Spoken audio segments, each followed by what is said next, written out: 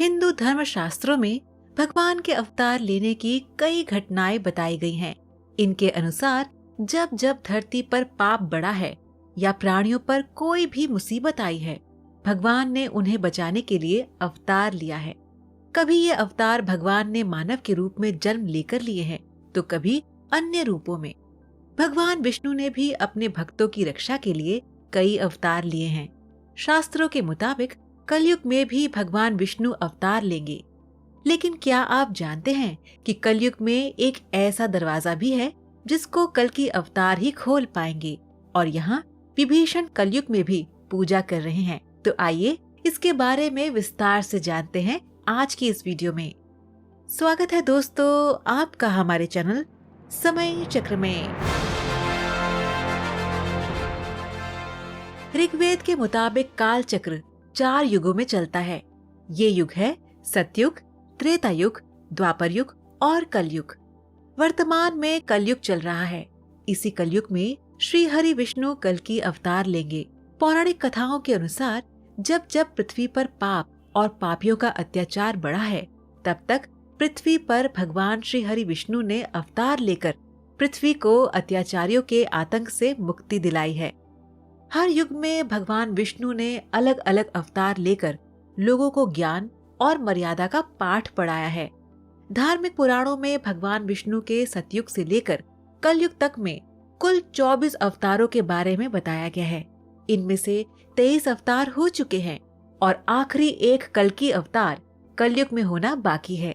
24वें अवतार के बारे में पुराणों में उल्लेख है कि भगवान विष्णु का ये अवतार भगवान कलयुग और सतयुग के संधि काल में होगा, यानी कि जब कलयुग खत्म हो रहा होगा और सतयुग का प्रारंभ होने वाला होगा। पुराणों के मुताबिक भगवान विष्णु का ये अवतार सावन महीने के शुक्ल पक्ष की पंचमी तिथि को होगा। इसलिए हर साल इस तिथि पर कल्कि जयंती भी मनाई जाती है। भगवान कल्कि के जन्म के समय गुरु, सूर्य और चंद्रमा एक साथ पुष्य नक्षत्र में होंगे और भगवान के जन्म के साथ ही सतयुग की शुरुआत होगी। दर्शकों, हम आपको यहाँ बताना चाहते हैं कि भगवान कृष्ण के बैकुंठ वापस जाने के बाद ही कलयुग शुरू हुआ था। श्रीमद् भागवत के मुताबिक भगवान विष्णु का कल्कि अवतार 64 कलाओं से पूर्ण होगा। भगवान कल्कि सफेद घोड़े पर सवार होंगे और पापियों का नाश करके पृथ्वी पर फिर से धर्म की स्थापना करेंगे। अब हम आपको एक ऐसी जगह के बारे में बताते हैं जहाँ कलयुग में भी विभीषण कर रहे हैं पूजा। विश्व प्रसिद्ध श्री रंगनाथ स्वामी मंदिर दक्षिण भारत के तमिलनाडु राज्य में श्रीरंगम की पावन भूमि पर स्थित है। ये मंदिर तिरुचिरापल्ली शहर के श्रीरंगम नामक द्वीप पर बना हुआ है, जिसे भूलोक वैकुंठ भी कहा जाता है। ये मंदिर सृष्टि के पालनहार नारायण भगवान विष्णु के स्वरूप रंगनाथ भगवान का है। भगवान रंगनाथ को विष्णु का ही अवतार माना जाता है। भगवान विष्णु के रंगनाथ स्वरूप के दर्शन करने दूर दूर से श्रद्धालु यहाँ आते हैं। मान्यता है कि त्रेता युग में भगवान श्री राम ने विभीषण को अपने वास्तविक रूप विष्णु के दर्शन इसी स्थान पर दिए थे और इसी कलयुग में श्री हरि विष्णु कल्कि अवतार लेंगे और दर्शीर्थी विराजे यहाँ गुप्त गृह में अपने रूप में बसे द्वार दरवाजे को स्वयं खोलेंगे, क्योंकि इसे साधारण मानव किसी भी विपरीत विद्या से खोल ही नहीं सकता। दर्शन पौराणिक कथाओं के अनुसार इस मंदिर में भगवान राम ने लंबे समय तक देवताओं की आराधना की थी। त्रेता युग में भगवान राम जब रावण को हराकर वापस लौट रहे थे, तब ये स्थान उन्होंने विभीषण को सौंप दिया था।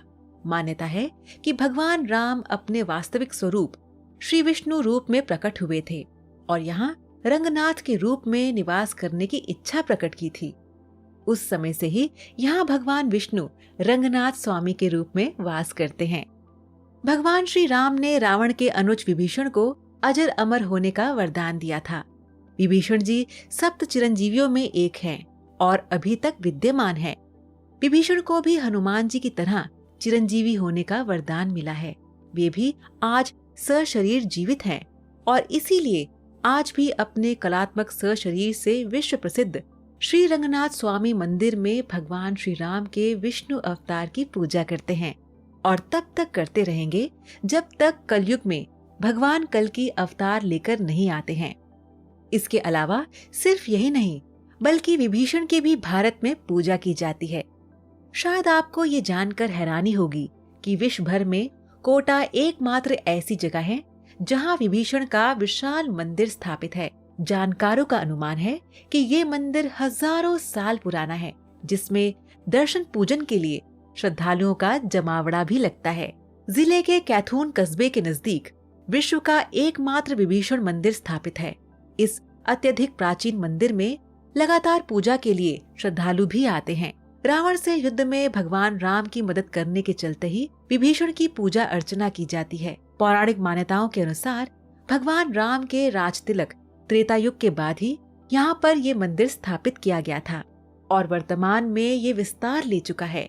कैथून कस्बे में विभीषण मेला भी आयोजित किया जाता है, जो होली उत्सव के दौरान आयोजित होता है। होली पर करीब 7 दिन तक यहाँ पर अलग अलग आयोजन किए जाते हैं।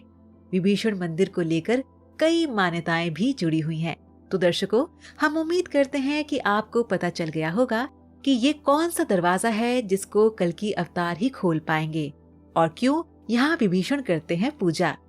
अगर इस विषय में आपको कुछ कहना है तो आप हमें नीचे कमेंट बॉक्स में जरूर बताएं और हमारे चैनल समय चक्र को लाइक, शेयर एंड सब्सक्राइब करना ना भूलें। और जाने से पहले आज का सवाल आपके लिए ये है कि क्या आप बता सकते हैं कि विभीषण के कितने भाई थे? आप इसका जवाब हमें नीचे कमेंट बॉक्स में दीजिए। हमें आपके जवाब का इंतजार रहेगा।